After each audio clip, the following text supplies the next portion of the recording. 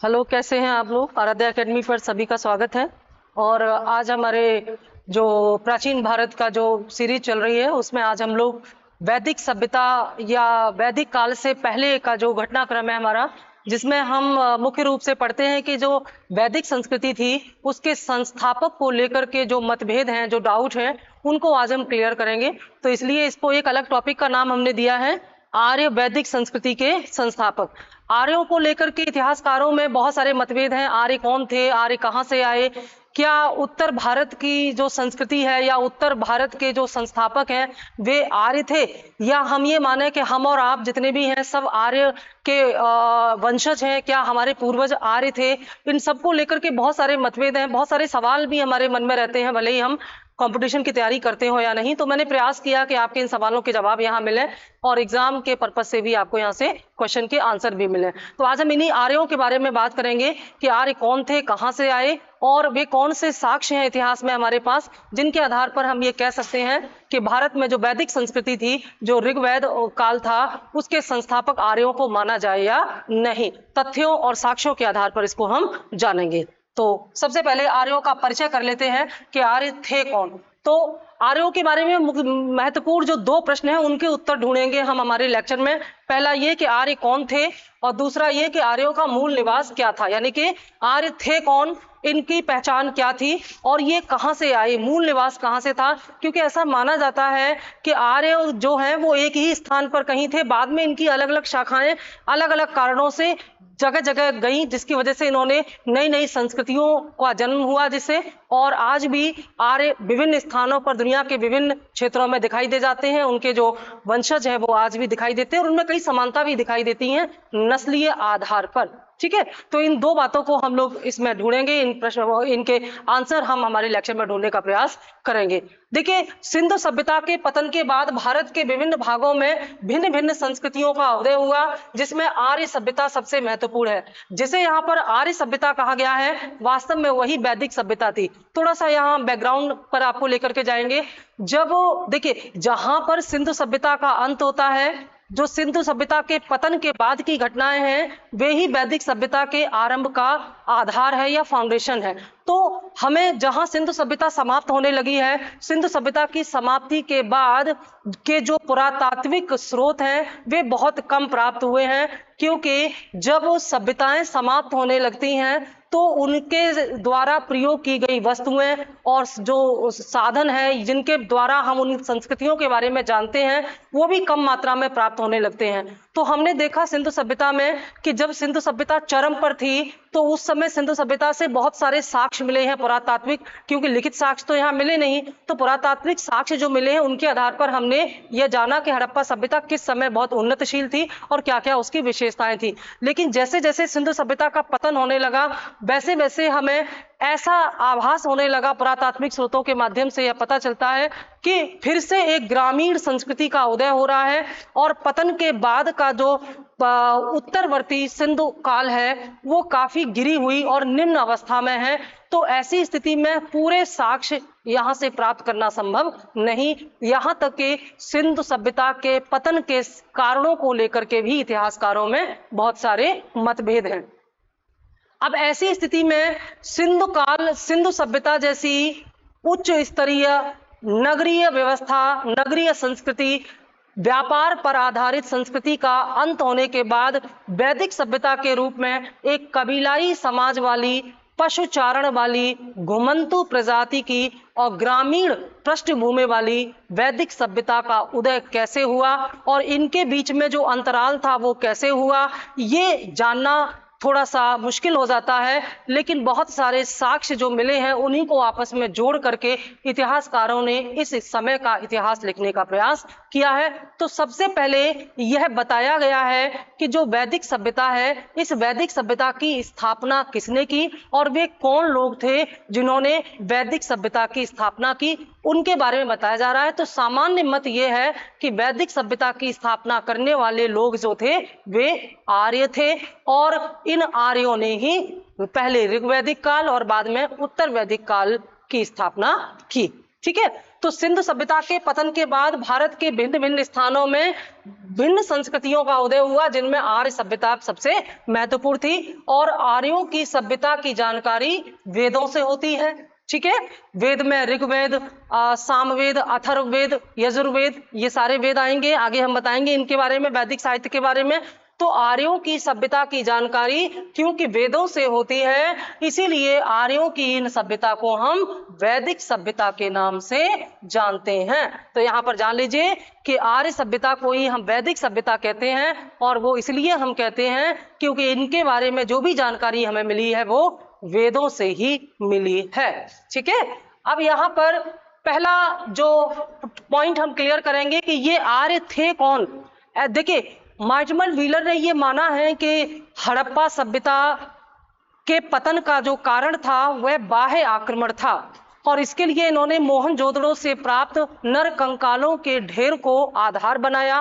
और इन्होंने कहा कि ऐसा लगता है कि मोहनजोदड़ो पर बाह्य आक्रमण हुआ था, जिसकी वजह से एक साथ बहुत सारे लोगों की मृत्यु हुई, और अन्य नगरों पर भी ऐसा आक्रमण हुआ होगा। तो इसकी वजह से सिंधु सभ्यता का पतन धीरे धीरे हुआ।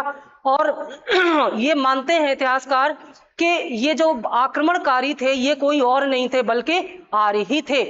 तो आर्यों को आक्रमणकारी के तौर पर मानने के पीछे इनका एक लॉजिक ये भी है, आगे आपको हम जब वैदिक काल में ऋग वैदिक काल पढ़ाएंगे तो वहां पर बताएंगे कि ऋग वैदिक काल के सबसे प्रमुख देवता इंद्र माने जाते हैं, और ऋग्वैदिक काल में इंद्र का कई बार उल्लेख किया गया है, और इंद्र को यहाँ पर पुरंदर कहा गया है। पुरंदर का मतलब होता है किलों को नष्ट करने वाला। तो इतिहासकार ये मानते हैं कि ये किले जो थे जिन्हें इंद्र ने नष्ट किया था, ये सिंधु सभ्यता के बड़े बड़े नगर थे जिन्हें हमने सिंधु सभ्यता में दुर्ग या गढ़ी के रूप में जाना। इन्हीं दुर्ग और गढ़ी को नष्ट करने के कारण इंद्र को पुरंदर कहा गया। इसलिए इतिहासकार ये मानते हैं कि जो आर्य थे इन्होंने सिंधु सभ्यता को नष्ट किया, सिंधु सभ्यता पर आक्रमण किया, और उसके बाद इन आर्यों ने ही भारत में वैदिक सभ्यता की स्थापना की। लेकिन इसके पीछे तर्क ये है कि अगर ऐसा हुआ होता तो सिंधु और वैदिक सभ्यताओं के बीच में जो प्राकृतिक अंतर है, उनके नेचर में जो डिफरेंस है, वो किस लिए हुआ। सिंधु सभ्यता की जो विशेषताएं हैं वो बिल्कुल अलग थीं, और वैदिक सभ्यता की विशेषताएं बिल्कुल अलग थीं। अगर वैदिक सभ्यता सिंधु सभ्यता की पृष्ठभूमि या आधार पर तैयार हुआ था तो सिंधु सभ्यता की बहुत सारी विशेषताएं वैदिक सभ्यता में होनी चाहिए थी, जो कि नहीं है। तो अनुमान है, हमें तर्क और साक्ष्य के आधार पर इसको सिद्ध करना होगा। तो आर्य कौन थे इसके बारे में थोड़ा सा हम जान लेते हैं। आर्य संस्कृत भाषा का एक शब्द है, और जिसका शाब्दिक अर्थ है श्रेष्ठ या उत्तम। यानी कि आर्य कोई जाति का सूचक नहीं है, किसी वर्ग का सूचक नहीं है, बल्कि आर्य का मतलब है श्रेष्ठ या उत्तम। ठीक है, तो ये आर्य का मतलब हुआ, और आर्य संस्कृत भाषा का शब्द है। आर्य एक भाषाई समूह है, ना कि जाति समूह। यानी कि आर्य शब्द जो है ये भाषा, यानी कि एक निश्चित भाषा को बोलने वाले लोगों के समूह को आर्य कहा गया। जैसे एक ग्रुप होता है, जैसे कोई ग्रुप अगर भोजपुरी बोलता है तो उसे भोजपुरिया बोल देते हैं, कोई मराठी भाषा बोलता है, मराठा भाषा, तो उसको मराठी कह देते हैं। तो ऐसे ही कुछ लोग थे जो एक विशेष भाषा को बोला करते थे, तो विशेष भाषा बोलने वाले लोगों के वर्ग को श्रेष्ठ, उत्तम या आर्य का नाम दिया गया। तो आर्य एक भाषा बोलने वाले लोगों का समूह था, न कि जातियों का समूह। 2000 ईसा पूर्व के आसपास अनेक जन समुदाय भारोपीय भाषाओं को बोलते थे जो एक दूसरे से संबंधित थी, जैसे कि संस्कृत, लैटिन, ग्रीक आदि। ठीक है, यह माना गया कि भारोपीय भाषाओं को बोलने वाले लोगों को आर्य कहा गया। भारोपीय दो शब्दों से मिलकर के बना है, भारतीय और यूरोपीय, इंडो यूरोपियन। ठीक है, इंडो यूरोपियन भाषा बोलने वाले लोगों को आर्य कहा गया। और इंडो यूरोपियन भाषा कौन सी थी? जिसमें इंडिया की यानी कि भारत की भी भाषा थी और जिसमें यूरोप को भी भाषा थी, जैसे कि संस्कृत, लैटिन, ग्रीक। इनमें लैटिन और ग्रीक यूरोप की भाषाएं हैं और संस्कृत भारत की भाषा है, और इन दोनों को मिलाकर के बन गई भारोपीय भाषा या इंडो यूरोपियन भाषा। तो ऐसा माना गया कि 2000 ईस्वी के आसपास एक ऐसा जन समुदाय था जो इन भाषाओं को बोलते थे और ये एक दूसरे को जानते थे या एक दूसरे के साथ रहते थे या एक साथ रहते थे। ऐसा माना गया कि ये एक साथ रहते थे और इनमें से कुछ लोग संस्कृत बोलते थे, कुछ लैटिन बोलते थे, कुछ ग्रीक बोलते थे। तो ये जो भाषाएं बोलने वाले लोग थे, इन्हें उत्तम या श्रेष्ठ का दर्जा दिया गया। तो भारोपीय भाषा बोलने वाले जनसमूह को आर्य कहा गया। इसका मतलब आर्य केवल वही नहीं थे जो संस्कृत बोलते थे, जो लैटिन और ग्रीक भाषा बोलते थे उन्हें भी आर्य कहा गया। पूरा वीडियो बहुत धैर्य के साथ देखिएगा, आपको बड़ी ही इंटरेस्टिंग जानकारी यहाँ से मिलेगी और आपको इस बात का जवाब मिलेगा कि क्या यूरोप और भारत के खास तौर से जो उत्तरी भारत में रहने वाले लोग हैं, दक्षिणी प्रायद्वीप के उत्तर में रहने वाले लोग हैं, क्या इनका और यूरोप के जो वंशज हैं, जो पूर्वज हैं, उनका आपस में कोई नस्लीय संबंध था? क्या हम लोग और वो लोग एक ही नस्ल से निकले हुए हैं? ऐसा इसकी उत्तर आपको मिलेगा इस पूरे वीडियो के माध्यम से। तो भारोपीय भाषाओं को बोलने वाले जनसमूह को आर्य कहा गया। इन भाषाओं को बोलने वाले समुदायों को क्या कहा गया? आर्य कहा गया।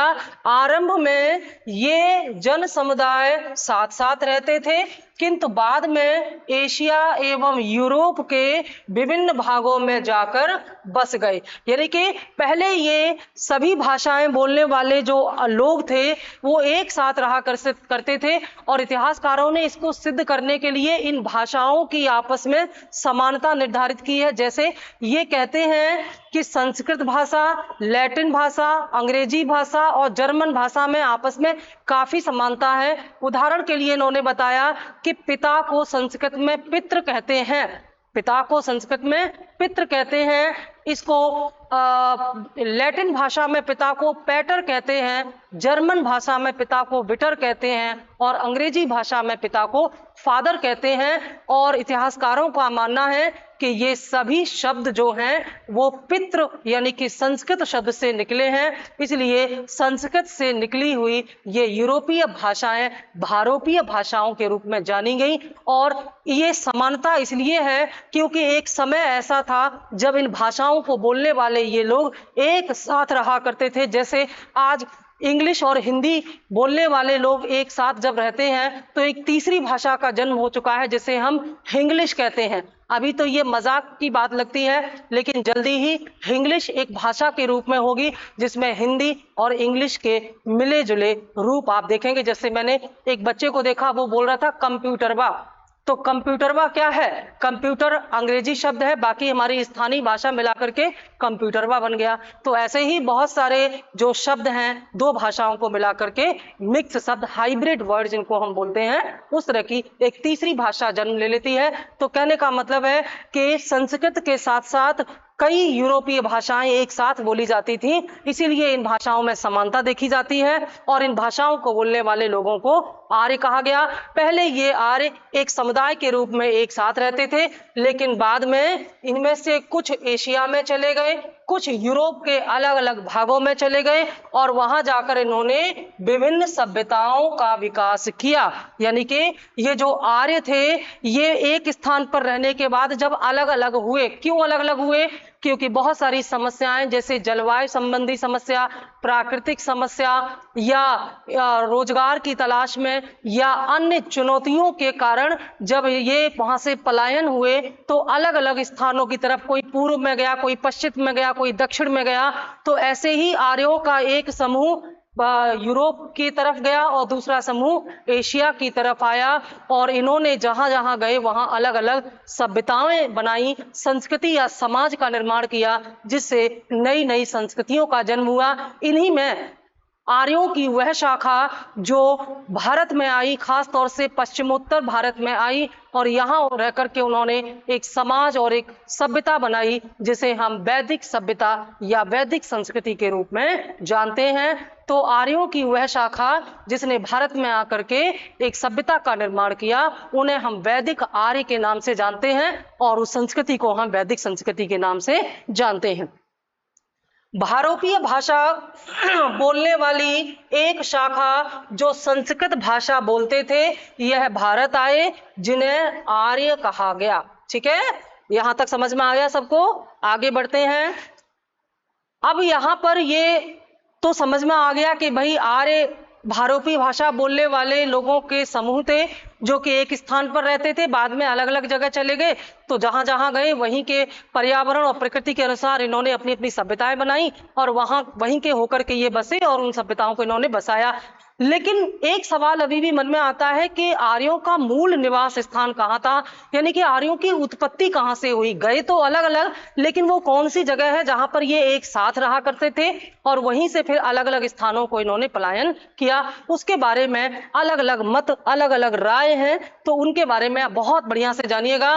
तो आर्यों के मूल निवास स्थान के बारे में भाषा विज्ञान, इतिहास, पुरातत्व, शरीर रचना शास्त्र आदि के आधार पर आर्यों के मूल निवास स्थान के संदर्भ में अनेक मत दिए गए हैं। यानी कि विद्वानों ने अपने अपने मत दिए हैं। तो वो मत किस आधार पर दिए हैं? पहला आधार है भाषा विज्ञान, क्योंकि भाषा पर भूगोल का और जलवायु का असर पड़ता है, उसको ध्यान में रख करके इन्होंने यह पता करने का प्रयास किया। दूसरा इनका इतिहास, कि ये जिस स्थान पर इनकी उत्पत्ति हुई, अगर उससे संबंधित कोई इतिहास कहीं मिलता है तो वो ये बता पाए कि आर्यों का जन्म कहाँ हुआ। पुरातत्व यानी कि खुदाई से प्राप्त साक्ष्यों के आधार पर, और सबसे महत्वपूर्ण शरीर रचना शास्त्र के आधार पर। शरीर रचना शास्त्र क्या होता है? एक विशेष जलवायु और स्थान में रहने वाले लोगों की शरीर की संरचना अलग होती है। कई बार हम बिना बताए जान लेते हैं कि यह व्यक्ति कहाँ से आया है। जैसे हम नॉर्थ ईस्ट के लोगों को देख के समझ जाते हैं कि ये उत्तर पूर्वी क्षेत्र हैं। हम चाइना के लोगों को, कोरिया के लोगों को देख के ही बता देते हैं कि ये लोग वहाँ के हैं, ये भारत के नहीं हैं। ये हम कैसे बता पाते हैं? क्योंकि उनके चेहरे के आकार, उनके शरीर की संरचना, वो जहाँ रहते हैं वहाँ की जलवायु के अनुसार पीढ़ी दर पीढ़ी एक जैसी हो जाती है। तो उनकी एक अलग जनरेशन, एक अलग नस्ल बन जाता है। इसे हम नस्लीय वर्ग कहते हैं। तो नस्ल के आधार पर यह पता चल जाता है कि इस विशेष आकृति या चेहरे वाला व्यक्ति किस क्षेत्र से बिलोंग करता होगा। तो इसे हम शरीर रचना शास्त्र कहते हैं। तो इसके आधार पर भी तमाम इतिहासकार और विद्वानों ने यह जानने और बताने का प्रयास किया है कि आर्यों का मूल निवास स्थान क्या था। ठीक है, इस आधार पर जो पहला मत है उसे हम यूरोपीय मत कहते हैं। यानी कि ऐसे विद्वान जो ये मानते हैं कि आर्यों का मूल निवास स्थान यूरोप में था और यूरोप में उत्पन्न होने के बाद और कुछ वर्षों साथ रहने के बाद ये यूरोप से एशिया और अलग अलग स्थानों पर पलायन कर गए। तो चलिए देखते हैं कि यूरोपीय मत क्या कहता है और कैसे इस तार्किकता को सिद्ध करता है कि आर्य मूल रूप से यूरोप के निवासी थे। आर्य यूरोप से आए, ऐसा कहने वालों के पास क्या तर्क है? फ्लोरेंस के विद्वान फिलिप्पो सेसेटी ने पहली बार संस्कृत एवं यूरोपीय भाषाओं की समानता के आधार पर यह स्पष्ट किया कि जो आर्य हैं वे यूरोप से आए। यानी कि फ्लोरेंस एक जगह है, वहां के विद्वान फिलिप्पो सेसेटी ने भाषाओं की समानता के आधार पर, कौन सी भाषाएं? जो आर्य, भारत में जो आर्य बोलते थे यानी कि संस्कृत भाषा और संस्कृत के बरा समान बोले जाने वाली यूरोपीय भाषाओं में आपस में समानता करते हुए बताया कि ये जो आर्य थे ये मूल रूप से यूरोप के ही निवासी थे, बाद में ये दूसरे देशों में जाकर के बसे। तो इन्होंने क्या समानता की भाषा में? ये फ्लोरेंस कहते, ये फिलिप्पो कहते हैं कि संस्कृत में हम पिता को पितृ कहते हैं, लैटिन में इसे पैटर कहते हैं, अंग्रेजी में इसे फादर कहते हैं और जर्मन में इसे हम वटर कहते हैं। तो पितृ, पेटर, फादर और वटर, इनमें काफी समानता है। तो इन शब्दों की समानता, भाषा की समानता के आधार पर ऐसा लगता है कि ये एक स्थान पर रहते थे और वह स्थान था यूरोप, क्योंकि यूरोप में ये भाषाएं बहुत पुरानी हैं और यहीं पर ये सब साथ रहते थे। बाद में फिर ये अलग अलग स्थानों में गए, ऐसा फिलिप पोप कहते हैं। अगला किसमें तर्क क्या दिया जाता है? ऋग्वेद में वर्णित पेड़ पौधे पशु पक्षी भारत में नहीं होते थे, बल्कि हंगरी, ऑस्ट्रिया, डेन्यूब नदी घाटी में होते थे। अब यहाँ पर देखिए क्या बोलते हैं, ये जो पी गाइल्स हैं, ये दूसरे विद्वान हैं पी गाइल्स, ये पी गाइल्स कहते हैं कि आर्यों का मूल निवास स्थान यूरोप था, क्योंकि हमें आर्यों के बारे में खास तौर से जो उत्तर वैदिक आर्य थे या उत्तर वैदिक काल था, उसके बारे में जानकारी प्राप्त करने का एकमात्र स्रोत जो हमारे पास है वो क्या है? ऋग्वेद।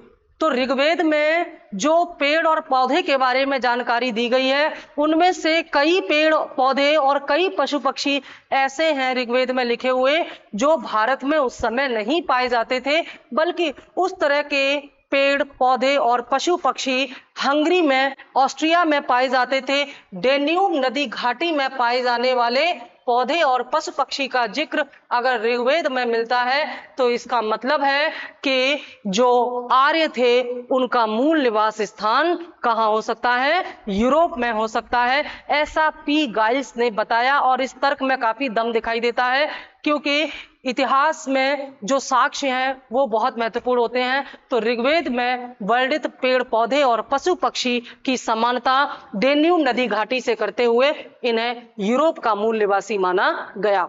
किंतु का इसकी काट क्या है? क्यों नहीं यूरोप के मूल निवासी माना जा सकता आर्यों को?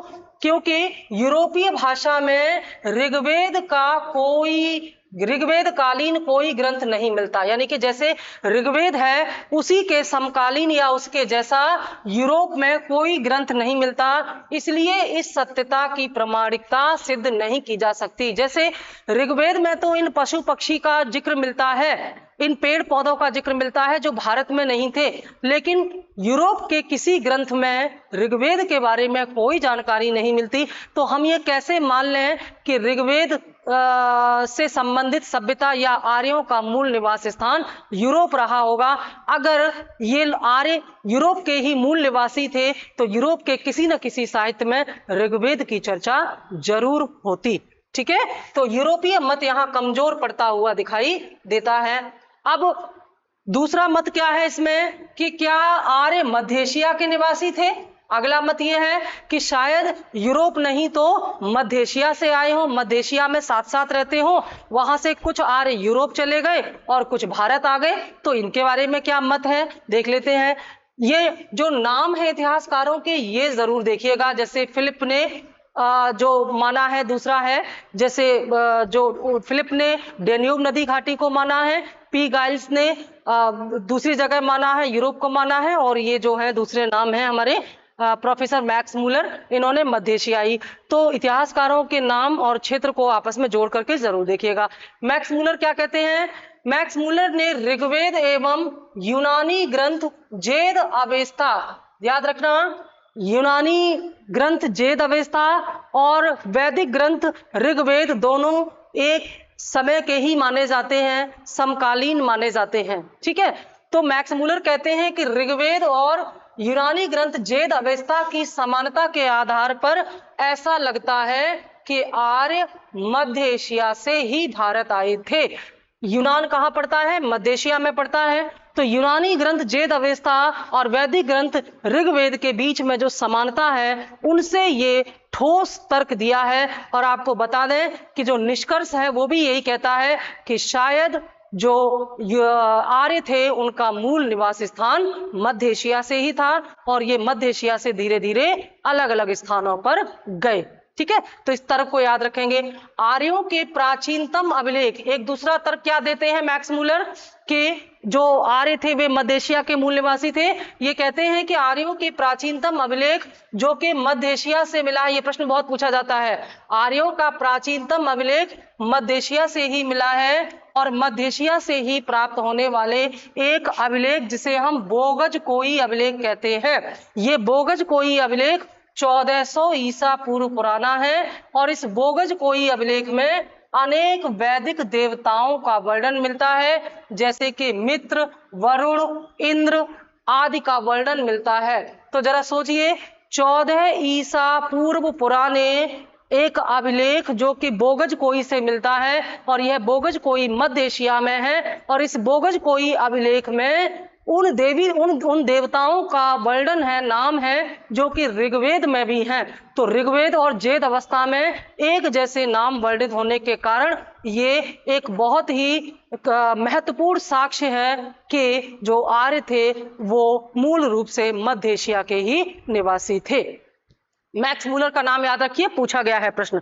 अब कुछ जो विद्वान है वो ये मानते हैं कि जो आर्य थे ये आर्कटिक या उत्तरी ध्रुव से आए, यानी कि उत्तरी ध्रुव इनका क्या था, मूल निवास था। बाद में उत्तरी ध्रुव पर जलवायु परिवर्तन होने के कारण धीरे धीरे ये जो आर्य हैं वो अलग अलग स्थानों पर गए। तो चलिए उत्तरी ध्रुव वाले मत को हम यहाँ परख लेते हैं और ये कहने वाले बहुत महत्वपूर्ण नाम है बाल गंगाधर तिलक। बाल गंगाधर तिलक ने अपनी पुस्तक the Arctic home of the Aryans, बहुत महत्वपूर्ण है, ये पूछा जाता है, the Arctic home of Aryans में उत्तरी ध्रुव को आर्यों के मूल निवास स्थान के रूप में बताया। यानी कि इन्होंने एक किताब लिखी the Arctic home of the Aryans और इसमें इन्होंने बताया कि जो आर्य थे वो मूल रूप से उत्तरी ध्रुव के निवासी थे, यहीं से ये अलग अलग स्थानों पर आए और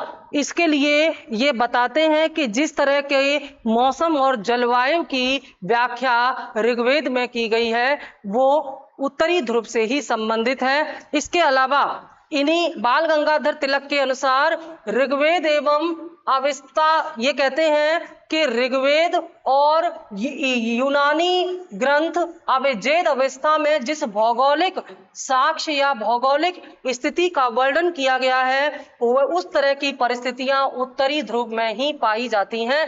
मतलब बाल गंगाधर तिलक ये कहते हैं कि क्योंकि जो आर्य थे उनका मूल निवास स्थान उत्तरी ध्रुव था, इसीलिए जैद अवस्था और ऋग्वेद में लिखी हुई बातें समान हैं, क्योंकि जैद अवस्था को लिखने वाले जो यूनानी आर्य थे और ऋग्वेद को लिखने वाले जो भारतीय आर्य थे ये दोनों ही उत्तरी ध्रुव से बिलोंग करते थे, क्योंकि आर्यों का मूल निवास स्थान उत्तरी ध्रुव था। इसलिए इन दोनों ग्रंथों में लिखी हुई बातें समान हैं और इन ग्रंथों में 6 महीने के दिन और 6 महीने की रात का वर्णन किया गया है। इस तरह की स्थिति उत्तरी ध्रुव या आर्कटिक ध्रुव पर ही पाई जाती है, ये इन्होंने अपना मत दिया है।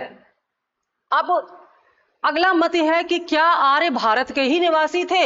इतिहासकारों का, विद्वानों का एक वर्ग ये मानता है कि आर्य कहीं से आए नहीं बल्कि आर्यों का मूल निवास स्थान भारत ही था और भारत से ही आर्य दूसरे देशों को गए हैं।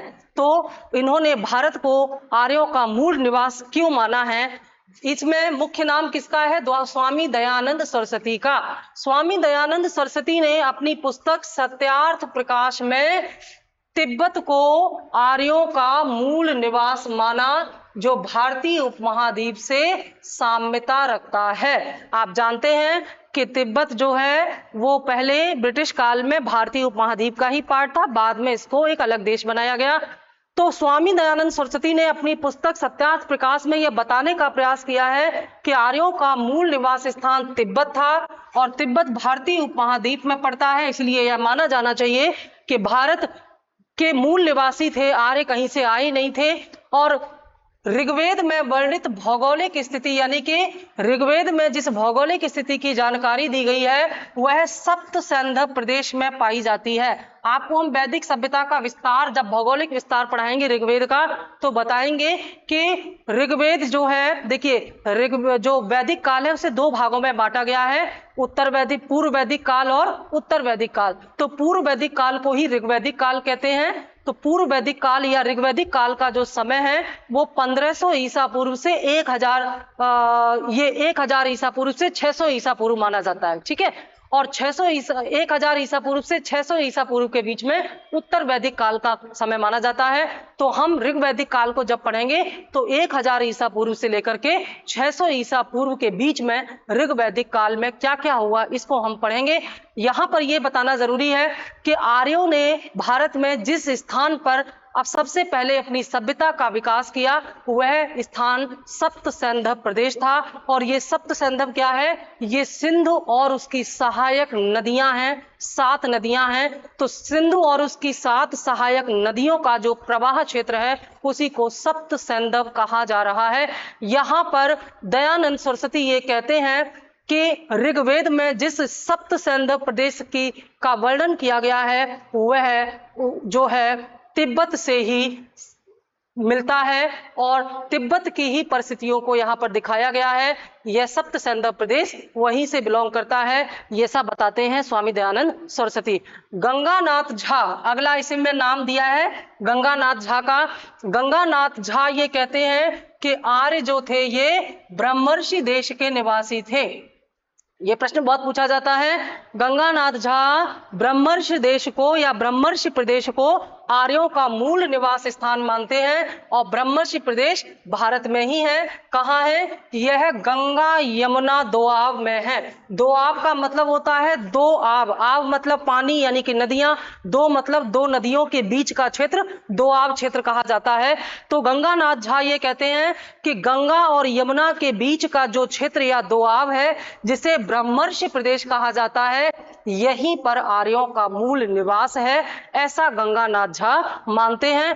किंतु यह प्रश्न उठता है कि यदि आर्य भारत के मूल निवासी थे तो सिंधु सभ्यता या ऋग्वैदिक सभ्यता का विकास अलग अलग परिस्थितियों में कैसे हुआ? वही प्रश्न जिस प्रश्न के साथ हमने हमारा टॉपिक शुरू किया था कि अगर आर्य भारत के ही थे और आर्यों ने सिंधु सभ्यता को समाप्त करके या सिंधु सभ्यता के अवशेष पर वैदिक सभ्यता की स्थापना की, तो वैदिक सभ्यता में सिंधु सभ्यता के साक्ष्य क्यों नहीं मिलते?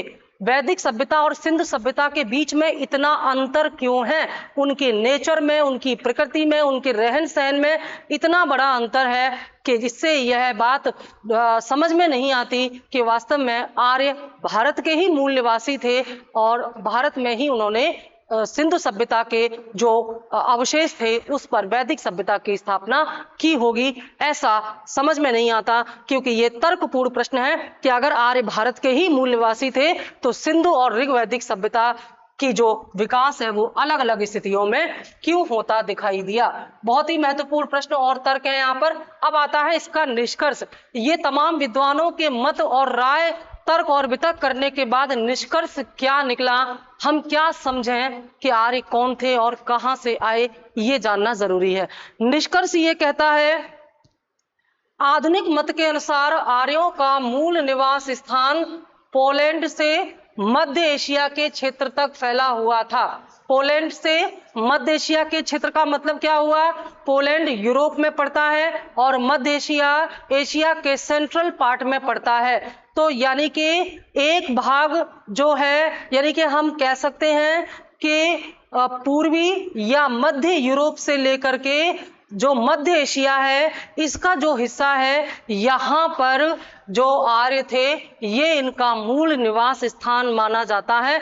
अगर प्रश्न में आपसे पूछा जाएगा कि विभिन्न विद्वानों के मत के आधार पर किसी स्थान को आर्यों का मूल निवास स्थान माना गया है, तो आंसर मध्य एशिया ही होगा। ठीक है, पोलैंड से मध्य एशिया क्षेत्र तक फैला था। बदलती हुई परिस्थितियों के कारण इनकी विभिन्न शाखाएं यूरोप एवं एशिया के अनेक भागों में जाकर बस गईं और यहाँ पर इन्होंने अलग अलग संस्कृतियों एवं साम्राज्यों को जन्म दिया, ऐसा माना गया है आधुनिक मत के अनुसार। तो यहाँ पर स्पष्ट हो जाता है कि विभिन्न मतों का अध्ययन करने के बाद ये देखा गया कि हर मत में कुछ न कुछ सत्यता और असत्यता है।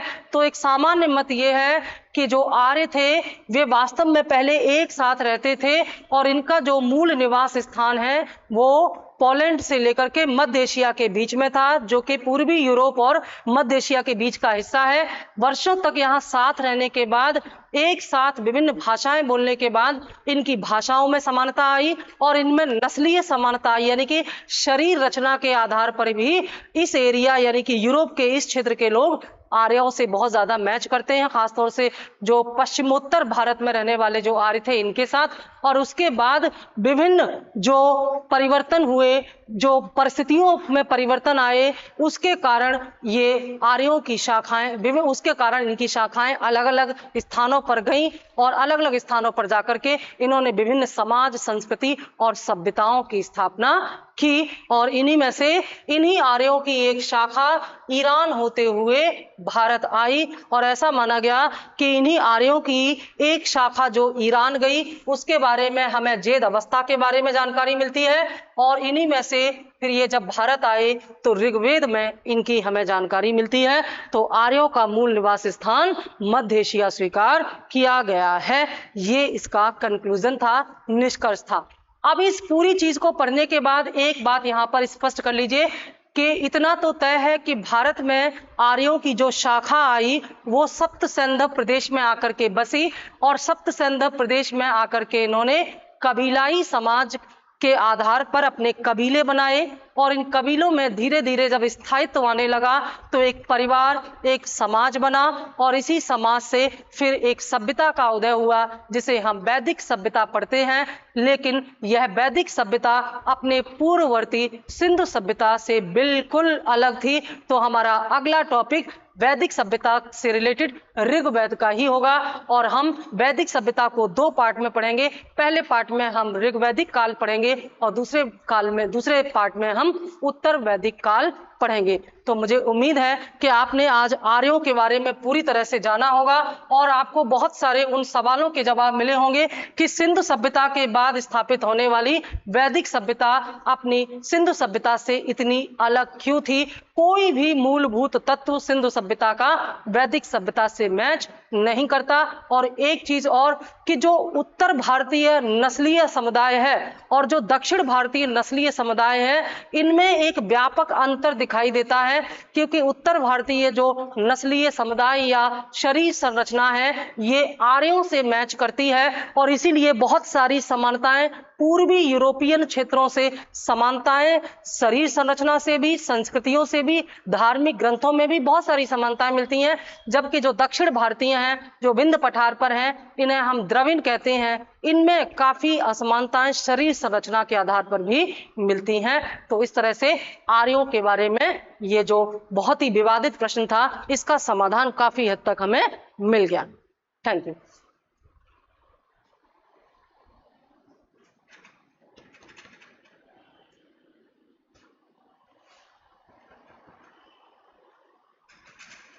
प्रदीप भैया,